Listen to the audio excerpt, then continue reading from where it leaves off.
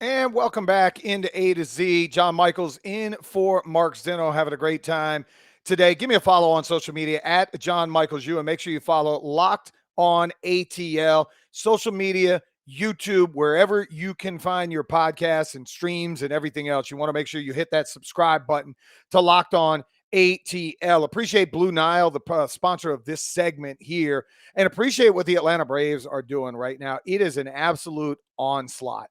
And I love, and anytime I get a chance to come in here and bang on Sal Licata from WFAN, I got to do it. Bro, we're 2.5 back. It's called 680 The Fan. You called us 680 The Score. You said Chuck, whatever his name is. It's Chuck Oliver. Put some respect on the Atlanta Braves. Put some respect on the ATL, a team that's coming to catch your New York Mets. You're going to Met. You did it yesterday. Max Scherzer comes back, fires 11 strikeouts, brilliant baseball. You don't score a single doggone run.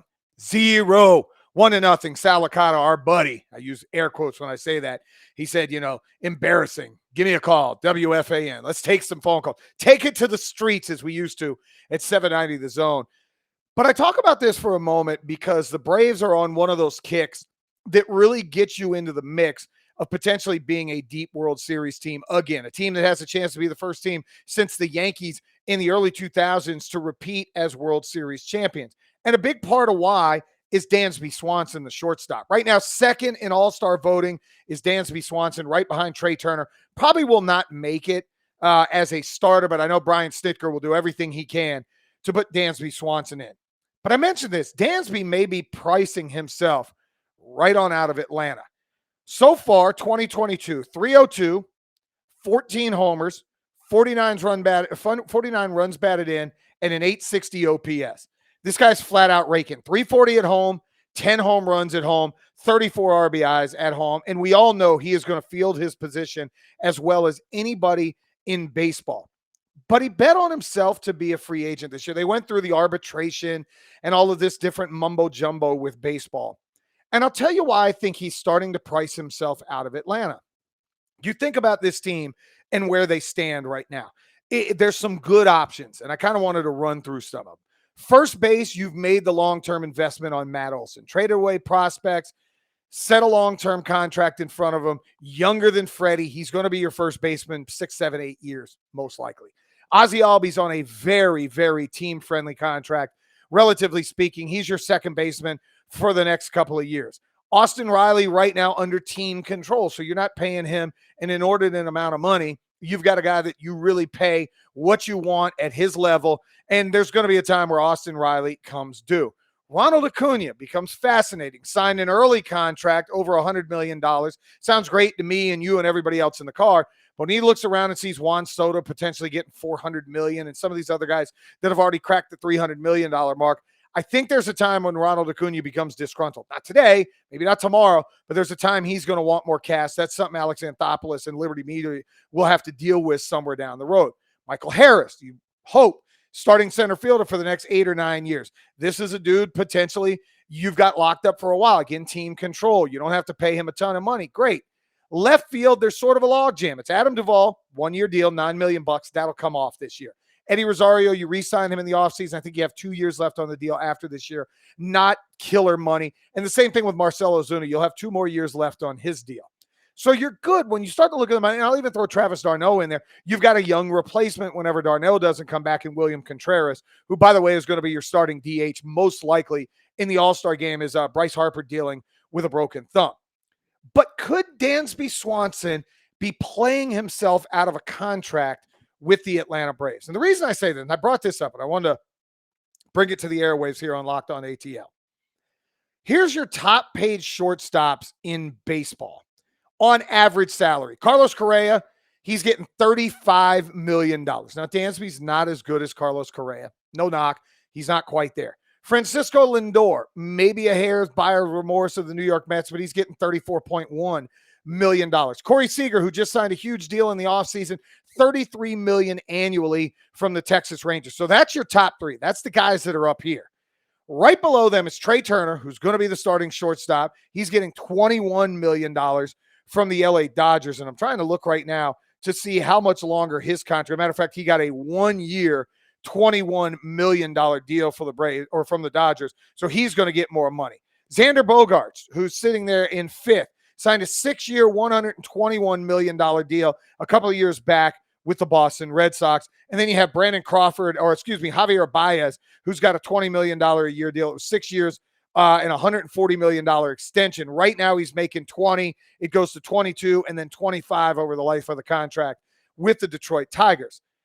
Dansby's right in that mix with Bogaerts and Baez, probably a tick below Turner and Seager and Lindor and Correa. I asked Braves fans this. Is $25 million a year on this franchise's payroll doable?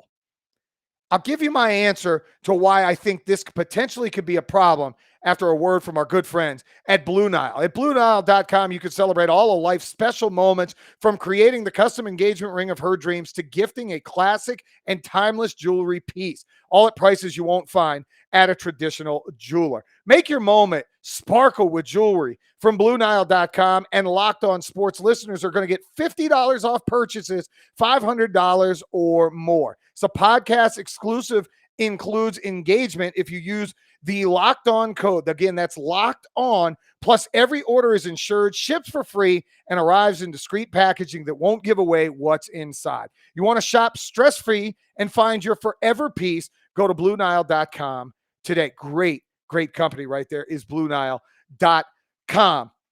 My answer is Dansby Swanson could be on the verge of pricing his way out of Atlanta. You think about this for a second, and you go through the Braves payroll, and you go through where they are right now. According to Spotrac, they are 9th in payroll across Major League Baseball, which is actually a tick up from where they were in the past.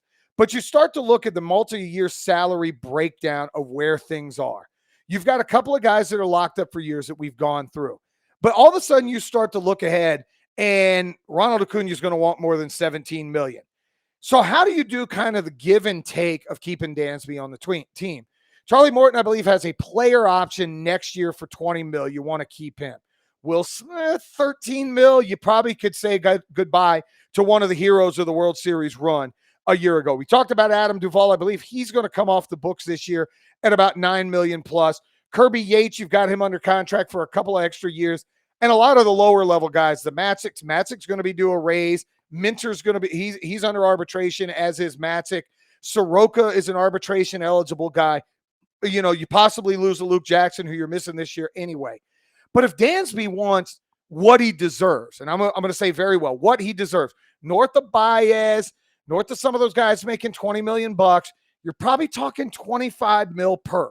So would you go for Dansby Swanson 5 for $125? That's doable. What if he makes it $30 million and that's what he wants? 5 for $150. Are the Braves willing to pay that kind of money to keep Dansby Swanson around? 5 for $150 is a lot. He's a really good shortstop. He saves a ton of runs and drives in a ton of runs. But I think if 25 is the point, sort of that baseline, we're good. 25 minutes, hell, you can extend him 6 years for 25. Maybe he started at 22 and it escalates over the last couple of years. But I got a feeling Dansby Swanson's going to look around and go, I want 7 for 200, 7 for 190. Are you willing to give him that?